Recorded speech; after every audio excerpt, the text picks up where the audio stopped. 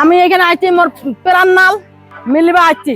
সময় সব ক্ষত মুছে দিলেও কিছু শূন্যতা থাকে যা সময়ও ভরাট করতে পারে না। 4 দশক আগে যে ঘর থেকে একটি প্রাণচঞ্চল কিশোরী হারিয়ে গিয়েছিল, পরিবার ধরে নিয়েছিল পৃথিবীর মায়া কাটিয়ে, সে এখন ওপারে। অথচ ভাগ্যের লিখন ছিল একদম আলাদা। মৃত্যু পরোয়ানা ছিঁড়ে সীমানার কাঁটা তার পেরিয়ে দীর্ঘ 40 বছর পর নিজের ভিটে ফিরলেন ঠাকুরগাঁওয়ের জাহানারা। এ যেন রূপকথার সেই গল্প যা কল্পনাকেও হার মানায়। স্মৃতির পাতায় ধুলো জমেছিল বিস্তর, বদলে গেছে চিরচেনা সেই পথঘাট, চেনা মুখগুলো আজ বার্ধক্যে জরাজীর্ণ। 40 বছর আগে এক আত্মীয়ের হাত ধরে অজানার উদ্দেশ্যে পাড়ি জমিয়েছিলেন জাহানারা। এরপর শুধুই শূন্যতা। বছরের পর বছর খোঁজ করেও মেলেনি হদিস। একসময় দীর্ঘশ্বাস ফেলে পরিবার মেনে নিয়েছিল জাহানারা আর নেই। কিন্তু রক্ত কি কখনো তার শেকড়কে ভুলতে পারে? সুদূর ভারতের পাঞ্জাবে জাহানারার নতুন সংসার গড়ে উঠলেও মনের এক কোণে সযত্নে তোলা ছিল শৈশবের সেই হারানো আঙ্গিনা। অবশেষে সেই শেকড়ের টানে সকল বাধা ডিঙিয়ে 30 বছর বয়সী ছেলে মানজিদার সিংকে নিয়ে জাহানারা ফিরলেন আপনালয়ে।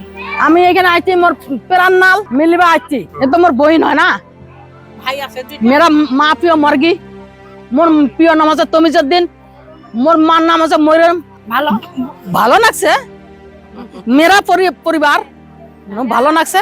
ওইখানে আমার সবকিছু আছে, ঘর আছে, জমিন আছে, ক্ষেত আছে, সবকিছু আছে। আর পরিবার সব আছে। 4 ছেলে। হ্যাঁ, 4 ছেলে। পুরনো সেই উঠানে পা রাখতেই যেন থমকে গেল সময়। যখন বড় ভাইয়ের সামনে দাঁড়ালেন তখন ভাষারা সব স্তব্ধ। 2 ভাই বোনের কান্নায় তখন আকাশ বাতাস ভারী হয়ে ওঠে। উপস্থিত প্রতিবেশীদের চোখেও তখন কান্নায় ভেজা। বড় ভাই ভেবেছিলেন বোনের মুখ হয়তো এই জন্মে আর দেখা হবে না। আল্লাহ যে এভাবে মিলিয়ে দেবেন তা স্বপ্নেও ভাবেনি। ছোট ভাই বোনকে পেয়ে বলেন, রক্ত কি আর ভুলে থাকা যায়? মনে হচ্ছে হারানো কলিজাটা ফিরে পেলাম। আর জাহানারা বলেন, ভাইদের দেখে এবার মরেও শান্তি পাব।